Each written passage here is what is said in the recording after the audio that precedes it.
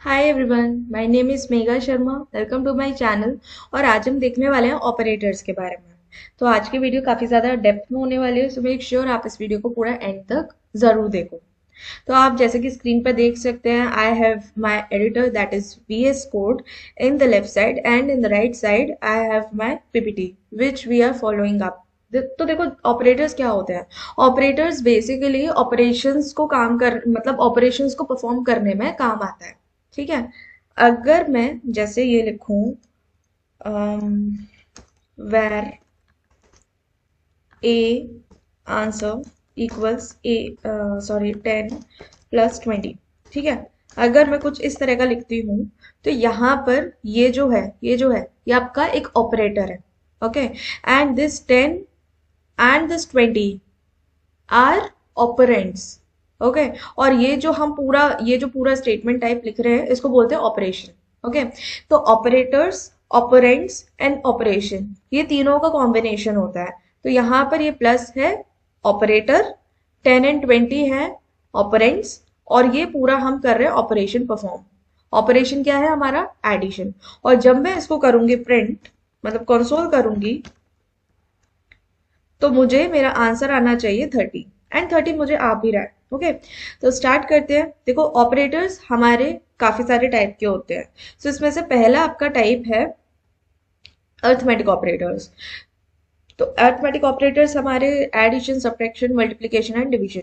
देखो एडिशन में तो प्लस, सब्ट्रैक्शन में माइनस, मल्टीप्लिकेशन में यहाँ पे स्टार यूज होता है, एंड डिवीजन में हमारा ये यूज होता है। ओके। देखो arithmetic operators perform the same way mathematical operations performs the same mathematical operations as arithmetic in mathematics. तो जैसे कि मैथमेटिक्स में अर्थमेटिक ऑपरेटर्स होते हैं, मतलब operate plus minus division multiplication होते हैं, सिमिलरली यहाँ पर भी सेम फंडा रहता है इनका। मैं आपको बता देती हूँ एक बार। जैसे हम लोगों ने यहाँ पे किया था, तो इसने ऐड करके हमें 30 दे दिया। वहीं पर ही अगर मैं यहाँ पर इसको माइनस करती, -10 मल्टीप्लाई करती, 200 डिवाइड करती, तो मुझे आना था 0.5। ठीक है। तो ये सारे ऑपरेशंस आपके नॉर्मली परफॉर्म होते हैं। दूसरा पॉइंट देखते हैं, as the plus operator can work as both operator and concatenation, so it works differently when addition is done between numerical string and a number. देखो क्या होता है, मैं आपको एक चीज दिखाती हूँ। जैसे मैंने लिखा 20 प्लस, और यहाँ पर मैंने लिख दिया 10, और जब मैं इसको अब कंसोल करवाऊंगी तो मुझे आंसर, अच्छा पहले है ना, मैं आपको माइनस के साथ दिखा देती हूँ। जब मैं 20 माइनस का 10 करूंगी तो मुझे आंसर आएगा 10। ठीक है। तो देखो यहाँ पे क्या हुआ। यहाँ पर जावास्क्रिप्ट इतना स्मार्ट है कि उसने देखा स्ट्रिंग के अंदर मेरा एक नंबर है और ऑपरेशन हो रहा है विद द नंबर। तो मैं क्यों ना तो मैं क्या करता हूँ, इस नंबर को, इस स्ट्रिंग को, स्ट्रिंग में जो नंबर है उसको वही नंबर में चेंज कर देता हूँ। ठीक है। तो इंटरनली जावास्क्रिप्ट इस तरह से परफॉर्म कर रहा है। इवन अगर मैं यही same to same thing multiplication के साथ करूंगी तो मेरे को मल्टीप्लिकेशन का भी आंसर आएगा, और डिवीजन करूंगी तो मेरे को डिवीजन में भी आंसर आएगा 2। ठीक है। लेकिन इन केस ऑफ प्लस, तो अब प्लस हमें पता है कि ऑपरेटर एंड कॉन्कैटिनेशन दोनों की तरह से ही वर्क कर सकता है। तो इसी वजह से जब इसने देखा कि यहाँ पर एक स्ट्रिंग है, तो यहाँ पर अभी कॉन्कैटिनेट कर देगा instead of operation, performing operation. Okay. इसको रन करके देखते हैं। और देखो यहाँ पर आ गया 20 10। तो अब आपको ये चीज अच्छे से समझ में आ गई होगी कि अगर हम कोई भी स्ट्रिंग लेते हैं और उसको प्लस ऑपरेटर के साथ किसी और नंबर से परफॉर्म करते हैं, तो वहां पे कॉन्कैटिनेशन होगा, वहां पे एडिशन नहीं होगा। अगर आप यही सेम चीज मल्टीप्लिकेशन, डिवीजन एंड सब्ट्रैक्शन में करेंगे तो वहां पर वो ऑपरेशन परफॉर्म हो जाएगा, क्योंकि जावास्क्रिप्ट उस स्ट्रिंग को चेंज कर देगा इन नंबर। लेकिन अगर मैं ये बोलूं कि यहाँ पर ये 10 ना होके यहाँ पर कोई भी XYZ एक स्ट्रिंग है, तो यहाँ पर ये कॉन्कैटिनेट कर देगा। ठीक है। लेकिन वहीं पर ही अगर मैं माइनस करूं, 20 में से ऐसे कोई जिब्रिश स्ट्रिंग माइनस करूं, तो मेरे को नॉट अ नंबर आ जाएगा। और मेरे को क्यों? क्योंकि देखो नंबर को हम परफॉर्म कर रहे हैं सम ऑपरेशन विद अ स्ट्रिंग, जो कि अजीब सा कोई स्ट्रिंग है, मतलब नंबर नहीं है, नॉन न्यूमेरिकल स्ट्रिंग है, और उसको हम लोग परफॉर्म कर रहे हैं, तो फिर वो ऑब्वियसली हमें एक नॉट अ नंबर देगा, because it is not a number. Okay, and same thing with division and multiplication में भी सेम चीज आने वाली है। एंड एक और चीज मैं आपको बताती हूँ, जैसे सपोज करो मैंने एक वेरिएबल क्रिएट किया, that is a equals true and b equals false,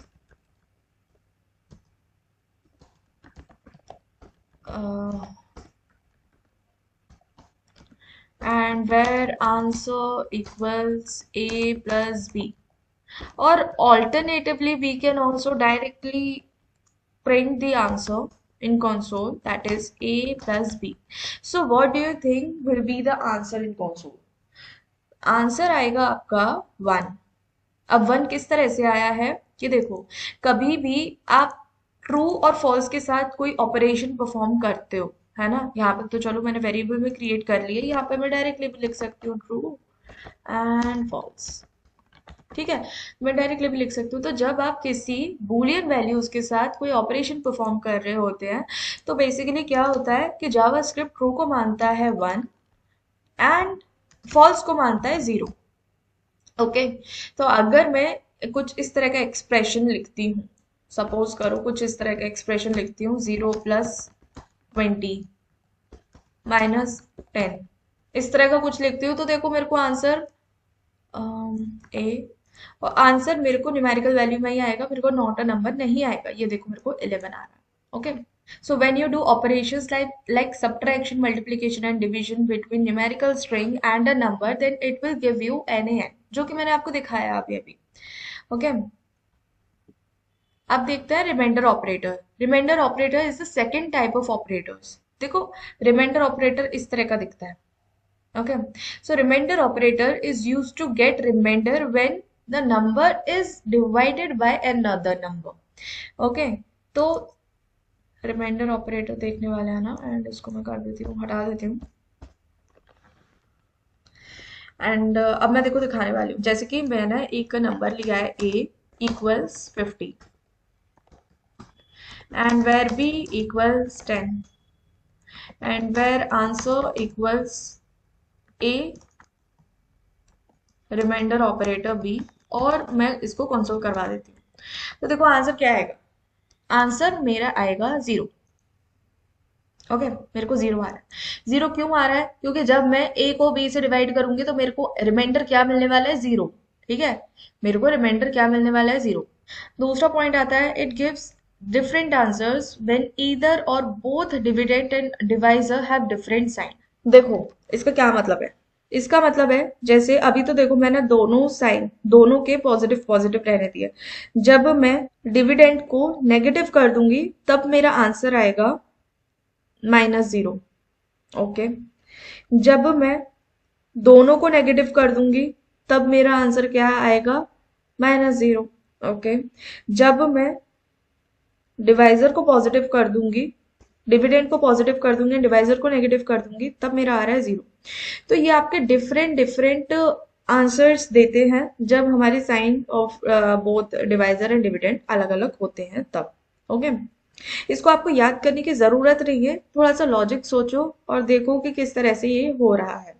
third point आता है, modulo operator is different from remainder operator in JavaScript. अब इसको मैं डेप्थ में तब बताऊंगी जब मैं आपको फंक्शंस बता दूंगी, बिकॉज कोई एक पर्टिकुलर फंक्शन क्रिएटेड नहीं है यहाँ पे, या फिर एक पर्टिकुलर साइन क्रिएटेड नहीं है जावास्क्रिप्ट में फॉर मॉड्यूलो ऑपरेटर, तो वो मॉड्यूलो ऑपरेटर मैं आपको फंक्शंस के टाइम पे बताऊंगी प्रॉपरली। बट आप ये जरूर ध्यान रखना कि remainder operator is different from modulo operator in JavaScript, they are not same, और उनके जो रिजल्ट्स होते हैं वो भी डिफरेंट होते हैं।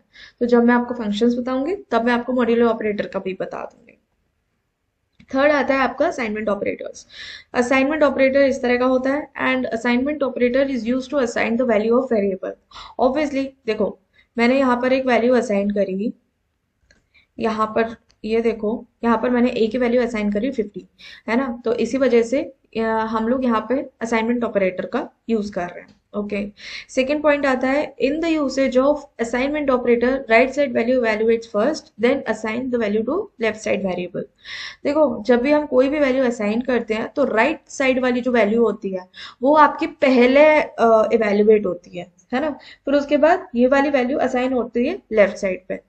इसका मैं आपको एक एग्जांपल देती हूँ। देखो, आपको इस तरह से शायद आपको ये जो है, ये वाला जो सेकंड पॉइंट है, इस तरह से शायद आपको ढंग से नहीं समझ में आया, लेकिन मैं आपको बताती हूँ। देखो, यहाँ पर है ना, हम एक क्वेश्चन भी करने वाले हैं, तो इस क्वेश्चन को जरा ध्यान से देखना। हम यहाँ पे करने वाले हैं swapping two numbers with and without third variable. Okay, यहाँ पे हम स्वैपिंग टू नंबर्स करने वाले हैं। सपोज करो मैंने एक वेरिएबल क्रिएट किया है a इक्वल्स 20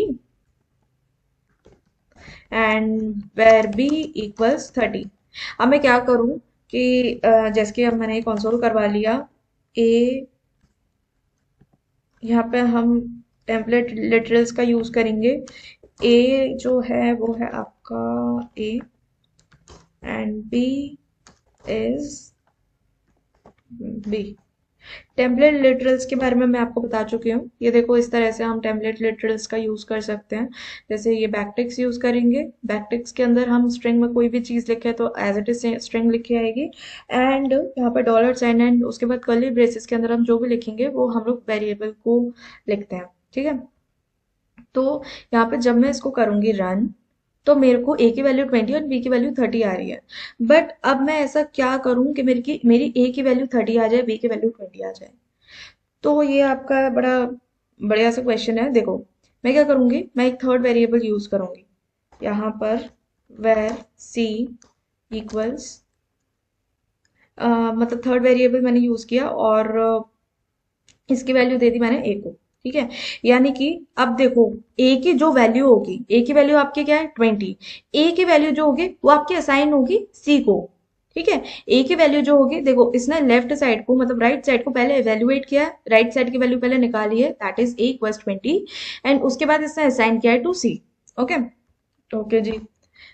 अब मैंने सी की वैल्यू सी में ए की वैल्यू तो दे दी है।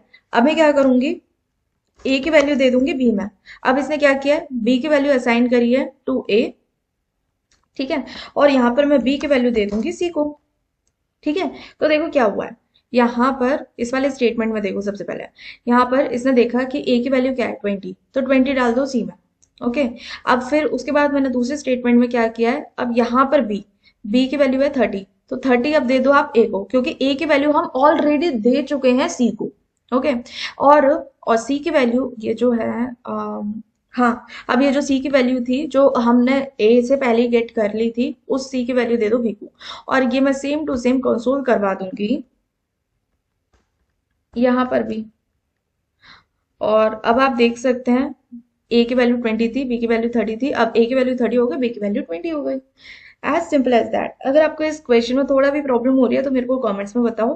वैसे बहुत ज्यादा इजी है। मैं आपको एक छोटे से एग्जांपल से और बताती हूँ। जैसे कि सपोज करो ए और बी आपका कंटेनर था। ए में आपका 20 यूनिट वाटर है एंड बी में आपका 30 यूनिट्स वाटर है। एंड अब आपने एक थर्ड बकेट ली है, थर्ड कंटेनर लिया है विच इज सी, और सी में आपने ए वाला पूरा लिक्विड डाल दिया है ना। ए में कितना यूनिट था 20, तो अब ए हो गया खाली और सी में हो गया 20 यूनिट्स वाटर। अब उसके बाद नेक्स्ट स्टेटमेंट में क्या है कि ए की वैल्यू हम लोगों ने बी असाइन कर दी है, यानी कि ए वाली बकेट अब जो खाली हो गई थी उसमें हमने बी वाला लिक्विड डाल दिया है, यानी कि जो 30 यूनिट्स था। अब थर्ड स्टेटमेंट में हमने क्या किया, अब बी वाला बकेट भी खाली हो गया, बी वाला कंटेनर खाली हो गया, बी वाले कंटेनर में हमने वापस से सी वाला जो लिक्विड था वो हमने डाल दिया। वो कितने यूनिट था आपका 20 यूनिट था। और इसी तरह से हमने स्वैपिंग कर दी with the help of third variable.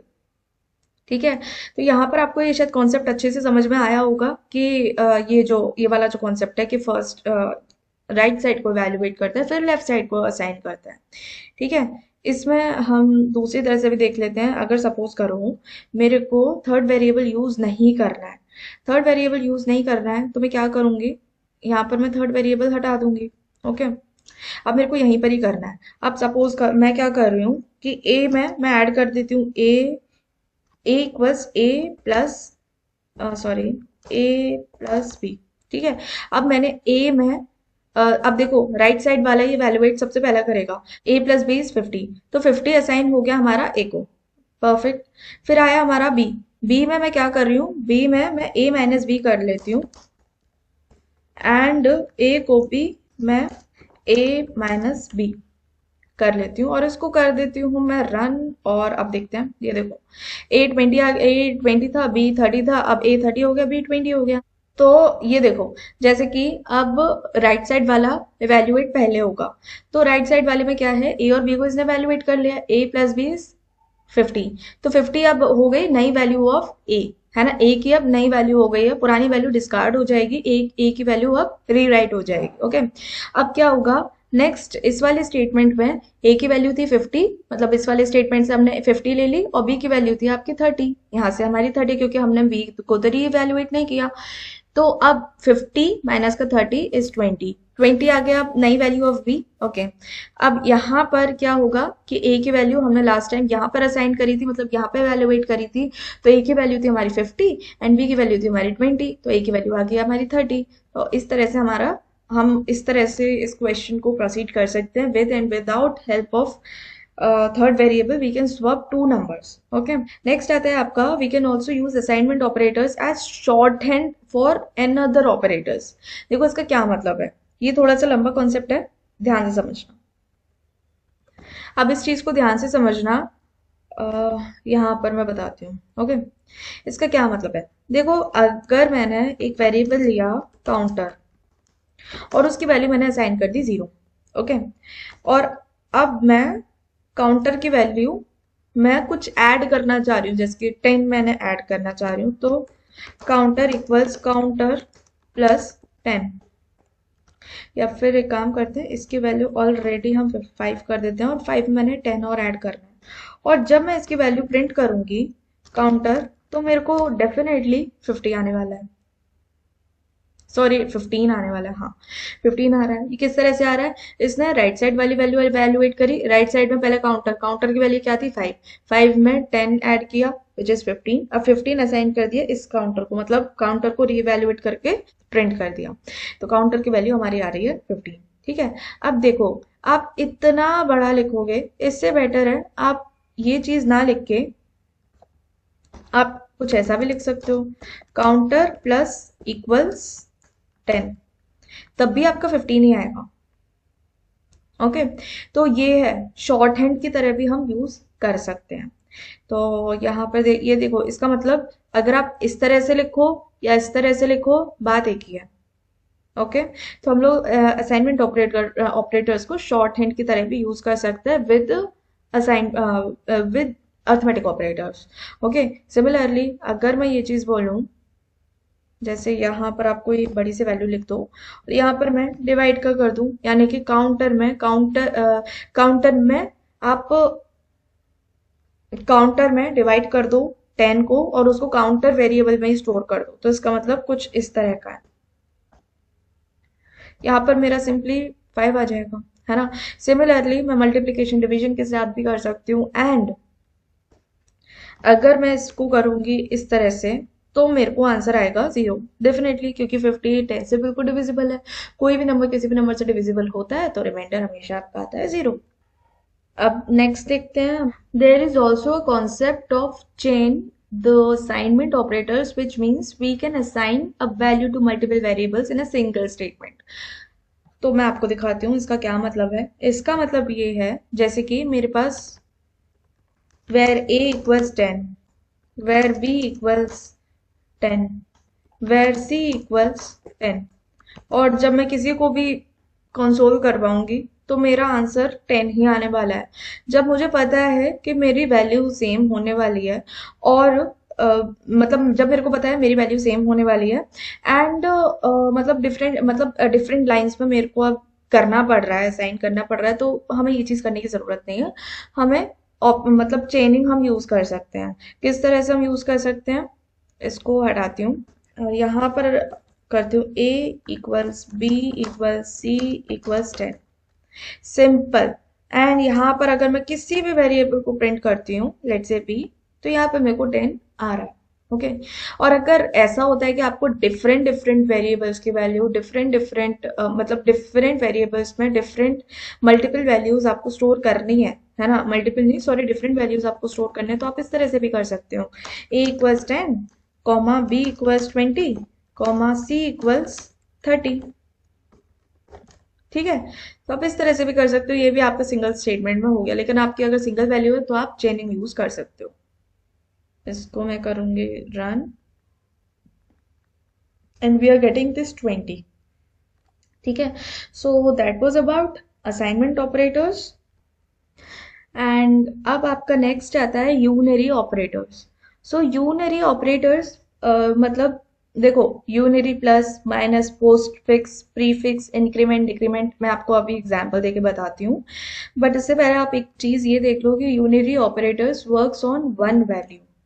Okay, तो देखते हैं क्या मतलब है इसका। इसको मैं कर देती हूँ कमेंट। और या तो अब जरा सपोज करो मैंने एक वेरिएबल लिया है x इक्वल्स 1। ठीक है, 1 ले लिया, एंड मैं आंसर प्रिंट कर रही हूँ +1 +x। तो देखो प्लस एक्स यूनरी प्लस देखो क्या करता है, मैं आपको पहले करके दिखाती हूँ। यहाँ पर सॉरी, आंसर अपन को प्रिंट करना है, एंड यहाँ पर मैं रन करती हूँ एंड आई एम गेटिंग 1। ठीक है, देखो unary operator, unary plus basically क्या करता है, यूनरी प्लस का क्या मतलब है कि आपकी ये न्यूमेरिकल वैल्यू, मतलब अगर देखो अगर यहाँ पे मैं -1 लिखती, अगर मैं यहाँ पे -1 लिखती तो मेरा -1 आता, +1 लिखा है तो मेरा +1, मतलब अगर न्यूमेरिकल वैल्यू को तो न्यूमेरिकल वैल्यू ही बनाएगा। ठीक है, लेकिन वहीं पर ही अगर मैं कोई नॉन न्यूमेरिकल वैल्यू लिख देती, जैसे कि स्ट्रिंग में 10 में लिख देती, और यहाँ पर मैं आंसर लिखती, तो मेरे को यहाँ पे 10 आ रहा है। यानी कि जावास्क्रिप्ट ने क्या किया है कि प्लस ये जो ऑपरेटर है, ये यूनरी प्लस जो है, जो हम लोगों ने एक्स के आगे लगाया है, इसको इसने नंबर में कन्वर्ट कर दिया है। We can also check this with type of operator, and हाँ यहाँ पर देखो ये आपका नंबर आ रहा है, तो इसने इस स्ट्रिंग को नंबर में चेंज कर दिया है। सिमिलरली अगर मैं यहाँ पर लिखती हूँ ट्रू, और यहाँ पर मैं आगे प्लस लगा देती हूँ, तो यहाँ पर इसने सॉरी, आंसर को जब मैं प्रिंट करती हूँ तो ट्रू का हमारा 1 बन जाता है एंड फॉल्स का हमारा 0 बन जाता है। हम लोगों ने देखा था, यहाँ पर इसने 1 बना दिया। यानी कि कोई नॉन न्यूमेरिकल वैल्यू को न्यूमेरिकल वैल्यू में ये चेंज कर सकता है। अब आपके दिमाग में एक चीज आ रही होगी कि मैं स्ट्रिंग में कुछ भी लिख देती हूँ और उसके बाद मुझे क्या आता है, मेरे को एक नॉट अ नंबर आ रहा है, because it is not a number, है ना, it can not be converted to any number. Okay, and अब देखते हैं हम लोग यूनरी माइनस। यूनरी माइनस का क्या मतलब होता है, यूनरी माइनस का जैसे कि मैंने लिखा -1, सॉरी यहाँ पे मैंने लिखा 1, और यहाँ पे मैंने यूनरी माइनस लगा दिया और उसका आंसर मैं प्रिंट कर रही हूँ, तो यहाँ पे ये हमारा -1 ही आ रहा है। ओके, यहाँ पे हमारा एक -1 आ रहा है, क्यों, क्योंकि इसने नेगेटिव बना दिया है कोई भी नंबर को, है ना। नेगेटिव को पॉजिटिव नहीं बना पाता, लेकिन पॉजिटिव को नेगेटिव बना लेता है। ठीक है, अब आपको कोई भी नॉन न्यूमेरिकल वैल्यू है उसको न्यूमेरिकल वैल्यू में चेंज करना है, so you can also use, जैसे कि आपका ये स्ट्रिंग है, ओके 10, आपका ये स्ट्रिंग है और इसको आपको नंबर में चेंज करना है, so either you can use unary plus or you can use number, and उसमें हम ये पास कर देते हैं x। और अब मेरा आंसर आने वाला है 10। ठीक है, 10 ही आएगा और इसका टाइप आएगा आपका नंबर। ओके, इसको मैं हटा देती हूँ और इसको भी मैंने कर देना है 10। ओके, अब देखो मैं आपको बताती हूँ प्रीफिक्स इंक्रीमेंट डिक्रीमेंट। सबसे पहले मैं आपको प्रीफिक्स इंक्रीमेंट के बारे में बताती हूँ, फिर उसके बाद प्रीफिक्स सॉरी पोस्टफिक्स इंक्रीमेंट के बारे में बताती हूँ। देखो क्या होता है, मैं बताती हूँ आपको। जैसे कि मैंने प्रीफिक्स इंक्रीमेंट कर दिया, इसका क्या मतलब है, और पहले मैं इसको रन करके दिखाती हूँ। मेरा आंसर आ रहा है 11। देखो मैं बताती हूँ क्या हुआ है, मैंने 10 को असाइन कर दिया इन एक्स। ओके, अब मैं क्या करूँ, इस वाले स्टेटमेंट में मैंने पहले ही इंक्रीमेंट कर दिया है ना। मैंने इस 10 को 11 कर दिया है बाय 1। देखो प्लस प्लस करूंगी ना तो वो 1 से ही इंक्रीमेंट होगा, इस बात का आप ध्यान रखना। माइनस माइनस करूंगी तो 1 से डिक्रीमेंट होगा, 2 से 3 से नहीं हो सकता। और आप ये मत सोचना कि इतना 3 4 प्लस लगा दो और फिर 3 4 से डिक्रीमेंट हो जाए, ऐसा नहीं होता है। ठीक है, तो ये सिर्फ 1 के लिए ही इंक्रीमेंट डिक्रीमेंट है, बट आप जरा ध्यान से देखना इसको। मैंने यहाँ पे प्री इंक्रीमेंट किया है, यानी कि मैं इस स्टेटमेंट में मतलब पहले ही मैं इंक्रीमेंट कर रही हूँ। इस स्टेटमेंट में मैं पहले ही इंक्रीमेंट कर रही हूँ बाय 1, यानी कि 10 को मैंने 11 बना दिया। 11 बनाने के बाद मैंने इसको आंसर में स्टोर कर दिया। आंसर में स्टोर करने के बाद ये मेरे को आंसर आ रहा है 11। लेकिन वहीं पर ही अगर मैं इसको पोस्ट इंक्रीमेंट करती और इसको करती ऐसे, तो मेरे को यहाँ पे 10 ही आ रहा है। यहाँ पे 10 मेरा क्यों आ रहा है? क्यों? क्योंकि पोस्ट इंक्रीमेंट से ही आपको पता चल रहा है कि ये आपका स्टेटमेंट एंड हो जाने के बाद ये इंक्रीमेंट कर रहा है।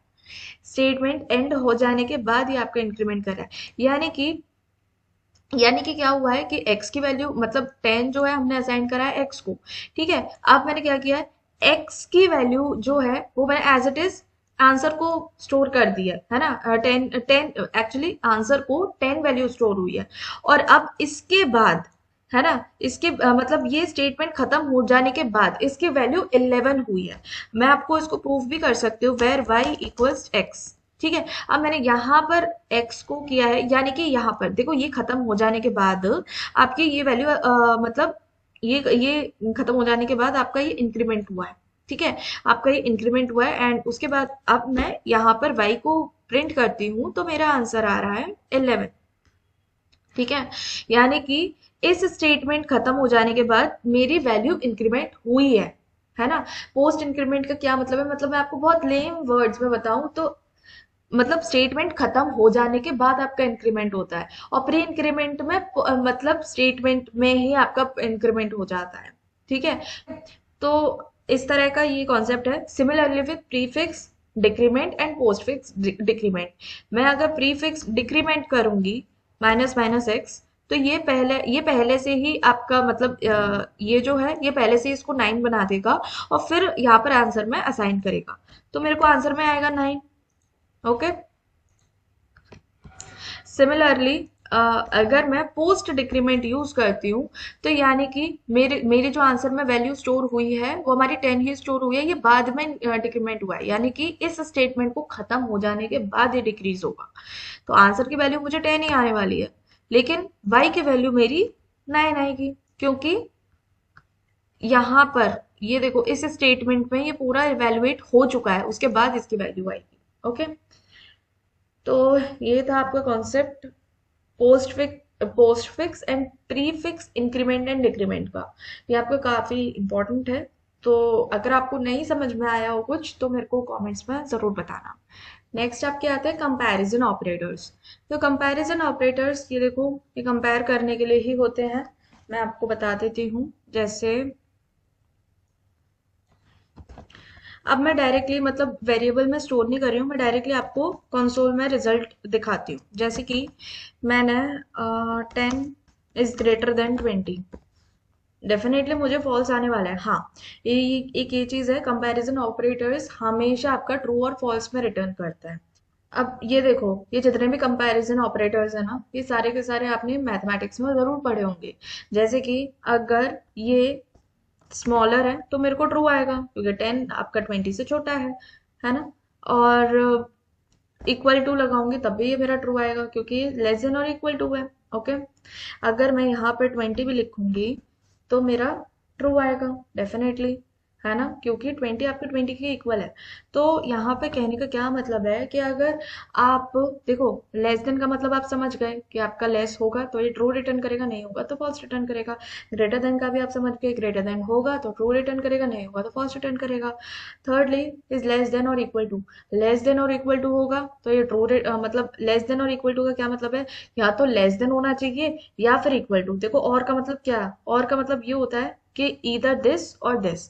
ठीक है, इन दोनों में से कोई सा भी एक ट्रू हो गया तो आपका ये ट्रू रिटर्न करेगा, यानी कि ये आपका मतलब ये छोटा है मतलब लेस देन है, ठीक है, तो ये आपका ट्रू रिटर्न किया। और जब मैंने 20 लिखा था तब भी इसने ट्रू रिटर्न किया। तो इधर आपके ये वाली कंडीशन ट्रू होनी चाहिए या फिर ये वाली कंडीशन ट्रू होनी चाहिए, तो आपका ये ट्रू रिटर्न करेगा।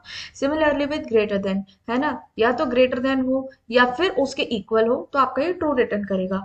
अब आता है इक्वालिटी एंड नॉट इक्वालिटी का। इक्वालिटी का क्या मतलब है, यहाँ पर आपका ये इक्वल होना ही चाहिए, ठीक है। अगर आपका 10 और 20 मतलब ये और ये दोनों value left hand and right hand side वाली वैल्यू अगर दोनों ही डिफरेंट हुई, है ना, तो ये आपका फॉल्स रिटर्न करेगा, ठीक है, तो ये आपका फॉल्स रिटर्न करेगा। अगर मैंने यहाँ पे भी 20 दिया है और अब मैं इसको करने वाली हूँ, हाँ अभी मेरे को आएगा ट्रू, ठीक है। तो यहाँ पर ये इक्वालिटी चेक करता है। सिमिलरली यहाँ पर ये नॉट इक्वालिटी चेक करता है। अगर दोनों इक्वल नहीं होंगे तभी करेगा ट्रू, अदरवाइज ये फॉल्स रिटर्न करेगा। तो यहाँ पर अब ये फॉल्स रिटर्न करेगा क्योंकि दोनों एक जैसे हैं, ठीक है, इक्वल है। और अगर मैं यहाँ पर लिख देती हूँ 10 तो यहाँ पे ट्रू रिटर्न करेगा क्योंकि यहाँ पर ये कंडीशन सेटिस्फाई हो रही है कि ये दोनों इक्वल नहीं है। ओके, अब मैं आपको एक और चीज बताती हूँ, जैसे ये equal to and not equal to के साथ ही आपका चलता है। जैसे कि अगर मैं ट्रिपल इक्वल टू लगा देती हूँ, मैं आपको इसके बारे में ऑलरेडी बता चुकी हूँ लेकिन फिर भी बता देती हूँ, ट्रिपल इक्वल टू लगा देती हूँ तो इसका क्या मतलब है। इसका मतलब है कि आपका ये वैल्यूज तो चेक करेगा, साथ ही साथ में आपका टाइप भी चेक करेगा कि आपका टाइप सेम है कि नहीं। कहने का क्या मतलब है, अगर मैं डबल इक्वल्स टू लगाती हूँ और इसको मैं चेक करती हूँ विथ स्ट्रिंग 10, देन ये मेरे को रिटर्न करेगा ट्रू। लेकिन वहीं पर ही अगर मैं इसको ट्रिपल इक्वल्स टू लगा देती हूँ तो मेरा ये फॉल्स रिटर्न करेगा। क्यों? क्योंकि दोनों वैल्यू तो सेम है लेकिन मेरा टाइप अलग है, ये नंबर है और ये मेरा स्ट्रिंग है, ठीक है। सिमिलरली नॉट इक्वल्स टू में आपका नंबर भी देखा जाएगा एंड टाइप भी देखा जाएगा। अगर यहाँ पर आपका इसमें ट्रू आएगा, ठीक है। ट्रू इसी वजह से आ रहा है कि ये दोनों वैल्यूज तो सेम है लेकिन इनकी जो टाइप है वो अलग है ना, इसी वजह से यहाँ पर इसने ट्रू रिटर्न किया। Basically in triple equals to या फिर एक और इक्वल टू लगा देते हैं ना तो इसको हम लोग स्ट्रिक्ट इक्वल बोलते हैं, है ना। ट्रिपल नॉट जैसे अगर मैंने ट्रिपल इक्वल्स टू लगा दिया तो इसको स्ट्रिक्ट इक्वल्स टू बोलते हैं, यानी कि यहाँ पर ये टाइप भी देखेगा। नेक्स्ट हम देखते हैं लॉजिकल ऑपरेटर्स। तो लॉजिकल ऑपरेटर्स आपके तीन तरह के होते हैं, लॉजिकल और, लॉजिकल एंड लॉजिकल नॉट। देखो, लॉजिकल और से मैं आपको बताती हूँ। जैसे कि मैंने एक कंसोल करवा लिया और यहाँ पर मैंने ट्रू और ट्रू, ओके, और इसको जब मैं प्रिंट कर रही हूँ तो मेरे को आंसर आ रहा है ट्रू। ओके, देखो क्या होता है कि और का लॉजिकल और का क्या मतलब है। देखो इसका क्या मतलब है, इसका मतलब ये है, और का क्या मतलब है कि लेफ्ट साइड और राइट साइड दोनों में कोई एक वैल्यू अगर आपकी ट्रू आ रही है तो आप ट्रू रिटर्न कर दो, अदरवाइज फॉल्स रिटर्न कर दो। बेसिकली ये आपके ट्रू फॉल्स रिटर्न नहीं करते हैं, ये वैल्यूज ही रिटर्न करते हैं। फॉर एग्जाम्पल जैसे मैंने एक वेरिएबल क्रिएट किया ए और मैंने इसको असाइन भी किया, एंड एक वेरिएबल क्रिएट किया बी, इसको मैंने असाइन कर दिया 10।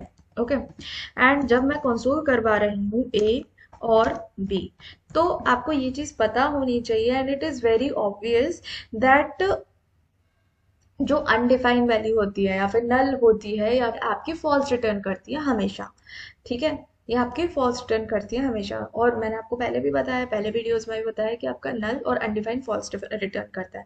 तो यहाँ पर मेरे को फॉल्स वैल्यू आने वाली है एंड यहाँ पर मेरे को ट्रू वैल्यू आने वाली है, यानी कि यहाँ पर ये है आपका फॉल्स, ये आपका ट्रू, है ना। तो यानी कि इन दोनों में से कोई भी एक वैल्यू अगर मेरी ट्रू हो जाती है तो मेरे को ट्रू आने वाला है ना। ये कुछ तो गड़बड़ है, कुछ अनकॉमेंट किया है मैंने।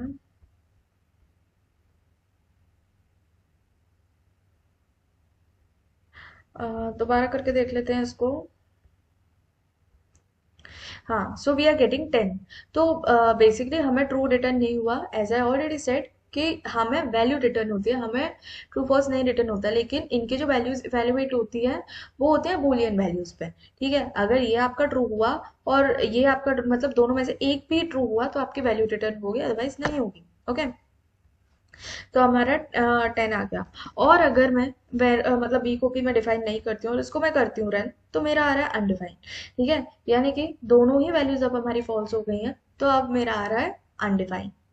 और देखो, अब मैं जैसे कि यहाँ पर एंड ऑपरेटर का यूज करती हूँ, तो अब मेरा आ रहा है अनडिफाइंड। क्यों आ रहा है ये मेरा अनडिफाइंड? ये हमारा अनडिफाइंड इसी वजह से आ रहा है क्योंकि एंड ऑपरेटर चेक करता है कि आपकी दोनों वैल्यूज आपकी ट्रू होनी चाहिए। भाई दोनों वैल्यूज ट्रू होंगी तभी मैं ट्रू रिटर्न, मतलब तभी मैं वैल्यू रिटर्न करूंगा, अदरवाइज मैं नहीं करूंगा। तो इसने देखा कि ए वैल्यू आपका अनडिफाइंड है, यानी कि ये आपका फॉल्स रिटर्न करेगी, तो यानी कि यहीं पर ही इसने वैल्यूएट कर लिया और इसने हमें अनडिफाइंड दे दिया। ओके, इसने हमें अनडिफाइंड दे दिया। देखो, और में क्या होता है, और में आपका कोई सा भी मतलब इधर दिस और दिस आपका ट्रू होना चाहिए, लेकिन एंड में क्या होता है, आपका लेफ्ट साइड वाला भी ट्रू होना चाहिए एंड राइट साइड वाला ट्रू होना चाहिए, तभी आपका ये वैल्यू रिटर्न करेगा, है ना। अब लॉजिकल नॉट का क्या मतलब है? लॉजिकल नॉट का क्या मतलब है, ये देखो, यहाँ पर मैं जैसे लिखती हूँ ए, नॉट ऑफ ए, देखते हैं हमें क्या आता है। हमें आ रहा है ट्रू, यानी कि मैंने आपको बताया यहाँ पर इसकी वैल्यू थी अनडिफाइंड। ठीक है, अनडिफाइंड जब होता है तो उसका मतलब होता है फॉल्स, है ना। और नॉट का मतलब क्या है कि उसका रिवर्स कर दो। नॉट का मतलब है ट्रू का फॉल्स कर दो, फॉल्स का ट्रू कर दो। फॉर एग्जाम्पल, अगर मैं यहाँ पर ट्रू लिखती तो यहाँ पर ये मेरे को रिटर्न करता फॉल्स, है ना। फॉल्स लिखती तो मेरे को रिटर्न करता ट्रू। ये देखो, यहाँ पर मेरे को कर रहा है ट्रू। ये सिमिलरली मैंने यहाँ पर कर दिया नॉट ऑफ ए, तो मेरे को आंसर आ रहा है ट्रू। ओके, एंड अगर मैं नॉट ऑफ बी करती हूँ तो मेरे को आंसर क्या आना चाहिए अकॉर्डिंग टू, मेरे को आंसर आना चाहिए according to me is false, क्योंकि ऑलरेडी मैंने डिफाइन करके रखा हुआ है, कोई अनडिफाइंड वैल्यू नहीं है। तो यहाँ पर इसकी ओरिजिनल वैल्यू इज ट्रू, मतलब ओरिजिनल वैल्यू इज ट्रू, और यहाँ पर मेरे को नॉट ऑफ अगर मैं ट्रू यूज कर रही हूँ तो मेरे को फॉल्स आना चाहिए, मेरे को यहाँ पे फॉल्स आ रहा है। ठीक है, तो इस तरह से आपके लॉजिकल ऑपरेटर्स काम करते हैं। तो हमने बेसिक ऑपरेटर्स खत्म कर लिए हैं, advance operators are still there, थोड़े से ही हैं, दो तीन ही हैं, एंड उसको मैं आपको नेक्स्ट वीडियो में कवर अप करवाऊंगी। ओके, तो अगर आपने मेरा चैनल सब्सक्राइब नहीं किया है then do subscribe my channel and like my video and share it with your friends. Thank you.